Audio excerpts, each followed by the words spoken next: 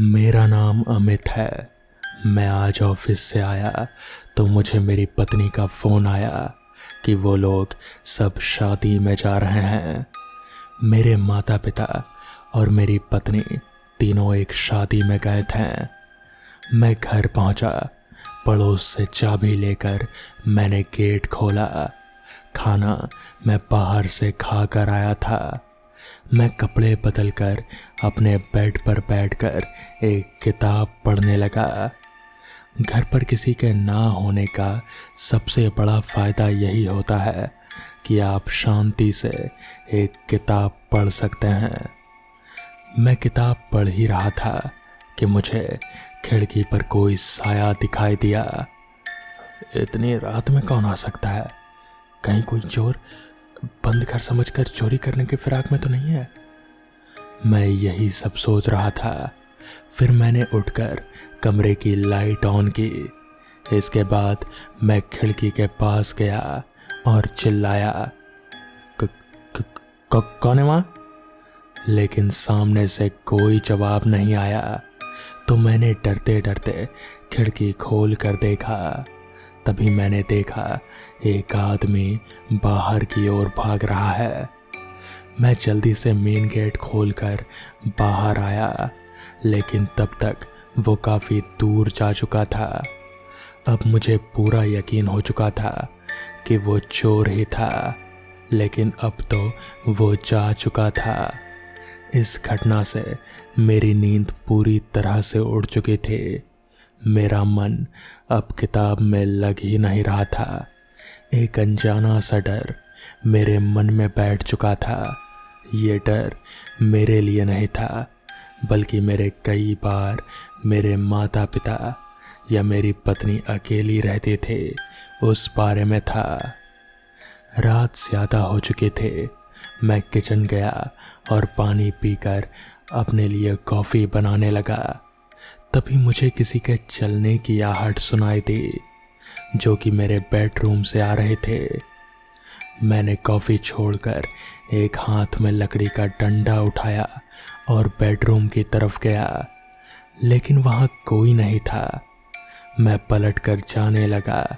तभी मैंने देखा कि जो किताब मैं पढ़ते पढ़ते उल्टी रख कर गया था, वो सीधी रखी थी और उसका पहला खाली पेज खुला था। उस पर लाल रंग से कुछ लिखा था। मैंने पास जाकर देखा तो इस पर लिखा था, मैं तुम सबको मार दूंगी। ये पढ़ते ही मेरे हाथ से किताब छूट गई। मैंने इधर उधर देखा, वहाँ कोई नहीं था। वो खिड़की अब भी खुली थी, जिसे मैंने ही खोला था।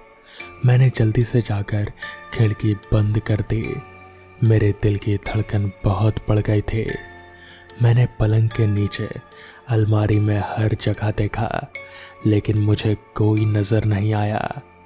आखिर ये किसने लिखा और क्यों? यही सब सोचकर मैं घबरा रहा था। मेरे हाथ पैर ठंडे पड़ गए थे। मुझे एक बार लगा कि ये मेरा वहम होगा, लेकिन किताब सामने थी और किसी के चलने की आहट मैंने खुद सुनी थी। मैं जल्दी से किचन में गया और अपनी कॉफ़ी उठाकर लाया। फिर बेड पर बैठकर कॉफ़ी पीने लगा। कॉफ़ी पीते पीते मैंने किताब उठाकर उस लिखे हुए हाथ से छूकर देखा। मेरे हाथ से कॉफ़ी का मग छूटकर फर्श पर गिर गया। मैंने जैसे ही उस लिखे हुए पर हाथ फेरा, मुझे एहसास हुआ कि ये तो किसी के खून से लिखा गया है, जो कि अभी ठीक से सूखा भी नहीं था, और कुछ खून मेरे हाथ पर भी लग गया था। मैं ज़ोर ज़ोर से चिल्लाने लगा, कौन है? कौन है? सामने आओ। कौन मुझे मारना चाहता है? लेकिन कोई जवाब नहीं मिला। मैं थक कर पास पड़े सोफे पर बैठ गया। मैंने सामने दीवार पर लगी घड़ी की ओर देखा तो उसमें रात के 3 बज रहे थे। मैं घबराकर इधर उधर चक्कर लगा रहा था। इसी तरह सुबह के 5 बज गए। बाहर थोड़ा दिन निकल आया। मैं बेड पर आंखें बंद किए लेटा था, तभी फोन की घंटी बजी। दूसरी ओर मेरी पत्नी थी। सुनो जी, हम निकल चुके हैं, बस 1 घंटे में घर पहुंच जाएंगे। मैंने फोन रखकर जल्दी से कॉफी का मग समेटा, फर्श को साफ किया और उस किताब को बंद करके सामने अलमारी में रख दिया। मैं किसी को कुछ बताना नहीं चाहता था। 1 घंटे बाद मेरे माता पिता और पत्नी तीनों आ गए। सभी बाहर सोफे पर बैठकर बातें करने लगे, जैसे शादी में क्या क्या हुआ, कौन कौन आया। मैं बेमन से सबकी बातें सुन रहा था। तभी मेरी मम्मी ने मुझे टोका। क्या बात है अमित, कुछ परेशान दिख रहा है, तेरी आंखें भी लाल हो रही है, रात को सो नहीं पाया? मैंने मुस्कुराते हुए कहा, नहीं मम्मी, ऐसी कोई बात नहीं है, मैं देर रात तक किताब पढ़ रहा था, नींद नहीं आ रही थी। मेरी पत्नी आशा ने कहा, मैं सबके लिए चाय बना कर लाती हूँ, फिर आराम से लेट जाना, आज तो आपकी छुट्टी है। मैंने हाँ में सिर हिलाया। आशा चाय बनाने चली गई। मेरी मम्मी अपने कमरे में जाकर बेड पर लेट गई। मुझे मौका मिल गया पापा से बात करने का। मेरे पापा ज्ञानचंद जी बहुत समझदार इंसान थे। उन्होंने बहुत तकलीफ़ें उठाई, लेकिन कभी हार नहीं मानी। मैं अपनी हर बात पापा से शेयर करता था। मैंने पापा को सारी बात बता दी और कहा कि वो किसी से कुछ ना कहें। पापा कुछ देर सोचते रहे, फिर बोले, मुझे वो किताब दिखा। मैं जल्दी से किताब ले आया। पापा ने किताब को खोला, लेकिन ये क्या, उस पेज पर तो अब कुछ भी नहीं लिखा था। ये देखकर पापा बोले, मुझे लगता है ये तेरा वहम है। मैं कुछ समझ नहीं पा रहा था। कुछ देर चुप बैठकर मैंने कहा, नहीं पापा, ये मेरा वहम नहीं, ये देखो, वो खून के दाग अब भी मेरी उंगलियों पर लगे हैं। मेरे पापा ने मेरे हाथ को गौर से देखा।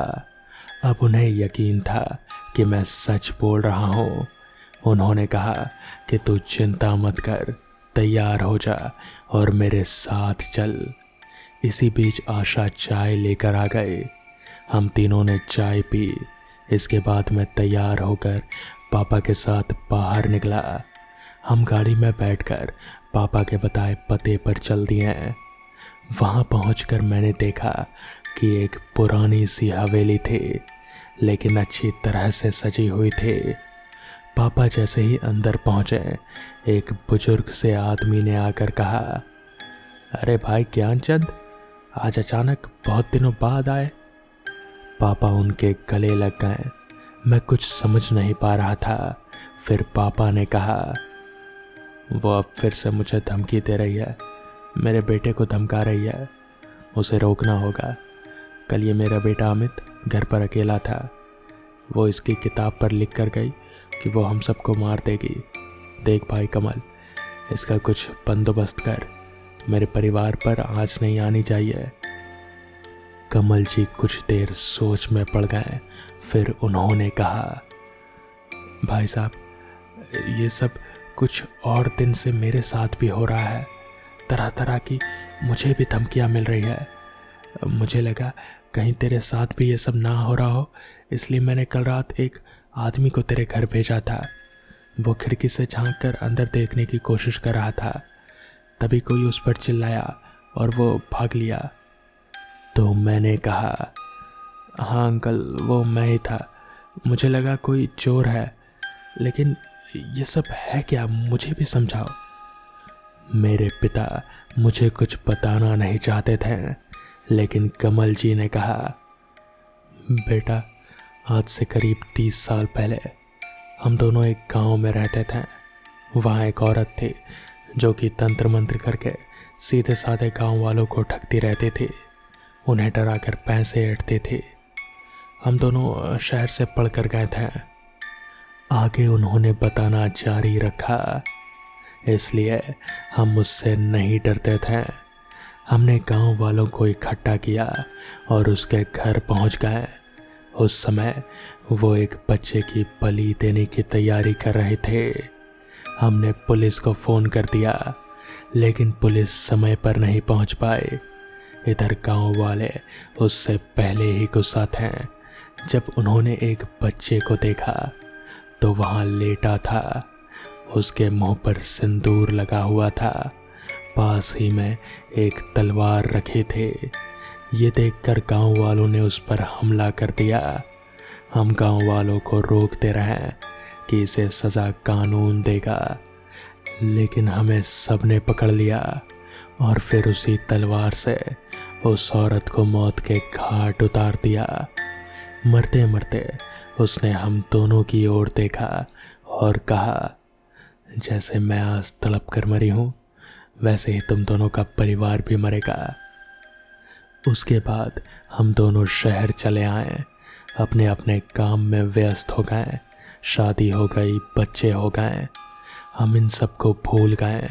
लेकिन समय समय पर गांव से खबरें आती रही कि जिन दो लोगों ने उसे तलवार से मारा था, उनकी लाश कुछ दिन बाद पेड़ से लटकी मिली।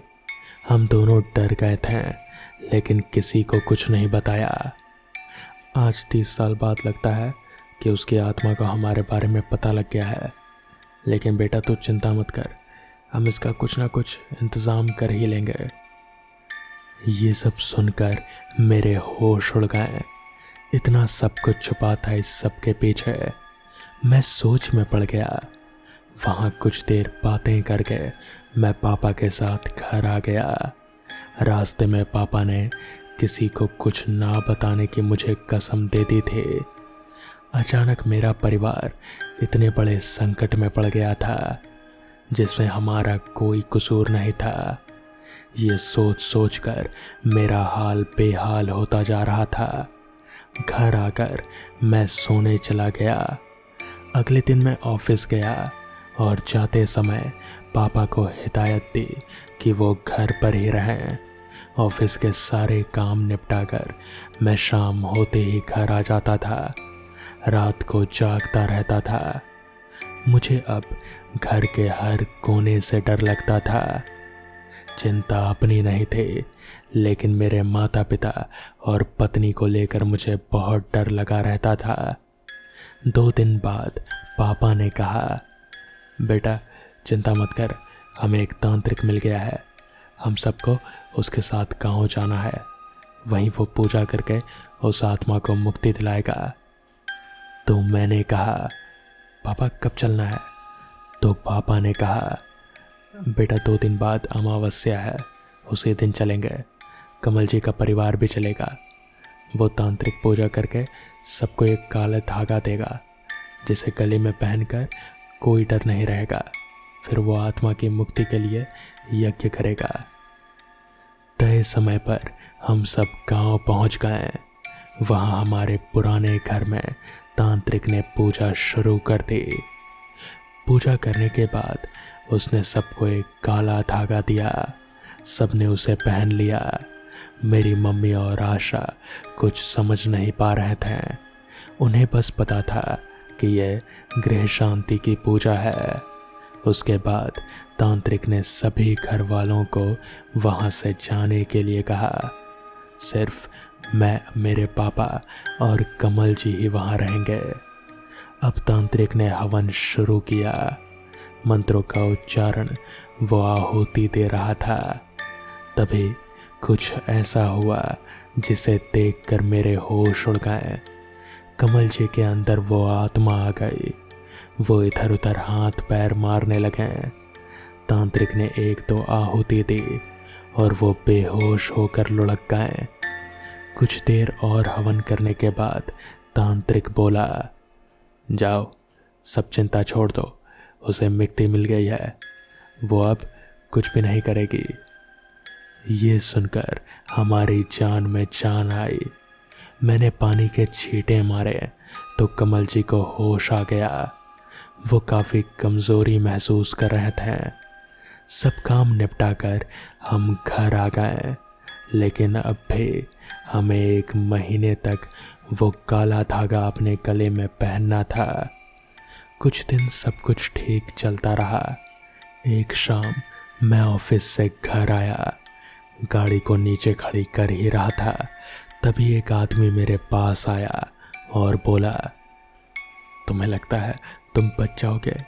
नहीं, वो तुम सबको नहीं छोड़ेगी, वो यही है, कहीं नहीं गई, मेरा हाल देखो। वो आदमी बहुत ही डरावना था, उसका चेहरा बहुत भयानक था, फटे हुए कपड़े। मुझे लगा शायद कोई पागल है, लेकिन वो मुझे देखकर हंस रहा था। कुछ देर बाद वो बोला, मुझे सब पता है, देख देख उसने मेरा क्या हाल कर दिया। अगर यकीन ना हो तो अपने बाप से हरिया के बारे में पूछना, मैं ही हरिया हूँ, तेरे बाप को सब मालूम है। वो आगे चला गया, मैं सुन्न रह गया और उसे जाता देखता रहा। फिर मैं वापस आया और अपने पापा से पूछा, पापा ये हरिया कौन है? अभी बाहर मिला था, कह रहा था कि वो कहीं नहीं गई और हमें नहीं छोड़ेगी। पापा ये सुनकर घबरा गए। अगर वो कह रहा है तो सच ही लगता है, वो हमें धोखा दे गई। मुझे समझ नहीं आ रहा था, ना ही इसका कोई समाधान मिल रहा था। अब ना जाने हमारे परिवार के साथ आगे क्या होने वाला था। मैंने पहली बार अपने पापा को इतना परेशान देखा था। उन्होंने आगे कहना शुरू किया, बेटा मुझे लगता है हमें कुछ बड़ा सोचना पड़ेगा, इससे पहले कि वो हमारे परिवार के साथ कुछ गलत करे। हमें उससे बचने का कोई उपाय करना होगा। मैंने हाँ में अपना सिर हिलाकर सहमति दी। कुछ देर बाद हम कमल जी से मिलने पहुंच गए। पापा ने उन्हें सारी बात बताई। कमल जी ये सब सुनकर वो बोले, ये भी हो सकता है कि हरिया को कुछ पता ही ना हो और वो अपने मन की बातें बना रहा हो। इस पर पापा ने कहा, नहीं कमल, ऐसा नहीं है। वो चुड़ैल हरिया के जरिए अपना संदेश हम तक पहुंचा रही है। वो बहुत चालाक है। चलो एक बार उस तांत्रिक को ये सब बताते हैं, क्योंकि उसके काले धागे की वजह से ही वो हम पर हमला नहीं कर पा रही है। अगले दिन हम दोनों कमल जी के साथ उस तांत्रिक के पास पहुंच गए। पूरी बात सुनने के बाद उसने कहा, हाँ मुझे भी कुछ तो गलत लग रहा था कि इतनी आसानी से वो कैसे मुक्त हो गई। मुझे लगता है कि जब मैं आंख बंद करके मंत्रों का उच्चारण कर रहा था, वो उसी समय चली गई थी। तांत्रिक की बात सुनकर हम तीनों बहुत डर गए। हमें एहसास हो गया कि ये तांत्रिक कुछ नहीं कर पाएगा, इसलिए हम बिना कुछ बोले वहां से बाहर आ गए। कमल जी ने कहा, अब क्या करें ज्ञानचंद जी? उनकी बात सुनकर मेरे पापा ने कहा, चलो आज ही गांव चलते हैं, वहाँ एक गंगा ताई है, अब तो वही कोई रास्ता दिखा सकती हैं। बस दुआ करो कि वो जिंदा हो, बहुत साल से उनकी कोई खबर नहीं मिली है। हम गाड़ी में बैठकर सीधे गांव पहुंच गए। गांव वालों से गंगा ताई के बारे में पूछा तो उन्होंने बताया कि वो बीमार है। हम उनके घर पहुंच गए। पहले तो उन्होंने किसी को पहचाना नहीं, फिर जब पापा और कमल जी ने अपना परिचय दिया तो वो पहचान गई। गंगा ताई ने जो कुछ बताया उसे सुनकर हमारे रोंगटे खड़े हो गए। उन्होंने कहा, मैंने ही उन 2 लड़कों के परिवार को उस चुड़ैल से बचाया था। वो उस समय बहुत ही क्रोध में थे और उनके भी पूरे परिवार को मारना चाहते थे। ये सुनकर मेरे पापा ने गंगा ताई के पैर पकड़ लिए। गंगा ताई, हम बड़ी उम्मीद लेकर आए हैं, हमें और हमारे परिवार को भी बचा लीजिए। ये सुनकर गंगा ताई ने कहा, तुम भूल रहे हो मैंने क्या कहा। मैंने कहा मैंने उनके परिवार को बचाया था, बदले में चुड़ैल को उन दोनों का शिकार कराना पड़ा था। अगर तुम्हें अपने परिवार को बचाना है तो तुम दोनों को मरना ही पड़ेगा। तभी मैंने कहा, नहीं, यह कैसे हो सकता है? छोड़ो पापा, हम लोग कुछ मिलकर सोच लेंगे। मैं अपने पापा को मरने नहीं दे सकता था। गंगाताई ने चिल्लाकर कहा, तो फिर क्यों आए हो मेरे पास? चले जाओ यहां से और पूरा परिवार लेकर मरो। मेरे पापा और कमल जी ने किसी तरह उन्हें शांत किया। तब गंगाताई ने कहा, सुनो, मैं उस चुड़ैल को बुलाऊंगी, फिर तुम्हें उसे सौंपने का वचन करूंगी। बदले में तुम्हारे परिवार को छोड़ने का वचन उससे लूंगी। मंजूर है तो बोलो। तो कमल जी बोले, हमें मंजूर है भाई ज्ञानचंद। हमने तो पूरी जिंदगी देख ली, जब परिवार ही नहीं रहेगा तो जिंदा रहकर क्या करेंगे? अपने परिवार के लिए हमें जान देना ही पड़ेगा। पापा ने भी हाँ में सिर हिलाकर उनका समर्थन किया। मैं कुछ बोल नहीं पा रहा था, लेकिन मेरा मन छटपटा रहा था। मैं अपने पापा को खोना नहीं चाहता था। 2 दिन बाद का समय तय हुआ। हमें अपने अपने परिवार के साथ वहां आना था। रात के समय चुड़ैल को बुलाया जाएगा। घर पहुंचकर मैंने और पापा ने सारी बात अपनी मम्मी और आशा को बता दी। ये सुनकर उनका रो रो कर बुरा हाल हो गया। पापा उन्हें समझा रहे थे, लेकिन मेरी मम्मी बार बार बेहोश होती जा रहे थे। उनसे ये सदमा बर्दाश्त नहीं हो पा रहा था। 2 दिन बाद हम तय समय पर कमल जी और उनके परिवार के साथ गांव पहुंच गए। गंगाताई ने वहां कुछ तंत्र मंत्र का सामान इकट्ठा किया था। कुछ देर बाद उन्होंने कुछ तंत्र मंत्र बोलने शुरू किए। कुछ ही देर में हमें एहसास हो गया कि कोई शक्ति हमारे आसपास भटक रही है। गंगाताई ने उसे ललकार कर कहा, क्यों इन्हें परेशान कर रही है? इन्होंने तो तुझे नहीं मारा, तेरा बदला तो पूरा हो गया, छोड़ दे इनको। उस परछाई ने हंसते हुए कहा, तू इन्हें नहीं बचा पाएगी, मैं इन सबको मार दूंगी। तो गंगाताई बोली, इनके परिवार को छोड़ दे, बदले में मैं इन दोनों को तुझे सौंप दूंगी। तो परछाई बोली, ठीक है, मैंने तेरी बात मान ली, इन्हें मेरे हवाले कर दे। तो गंगाताई ने कहा, जाओ तुम दोनों उस खेत में चले जाओ, मैं इससे ज़्यादा कुछ नहीं कर सकती। मुझे बहुत गुस्सा आ रहा था। मैंने चिल्लाते हुए कहा, हिम्मत है तो मुझे मार कर दिखा, इन बुजुर्गों पर क्या अपनी शक्ति दिखा रही है।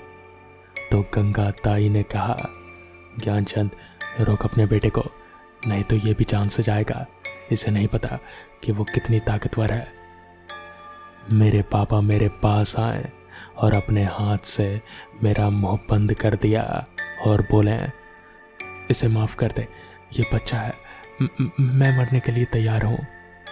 फिर मेरे पापा ने कहा, बेटा सबका ध्यान रखना, मेरा तेरा साथ यहीं तक था, अब मेरे जाने का समय आ गया है।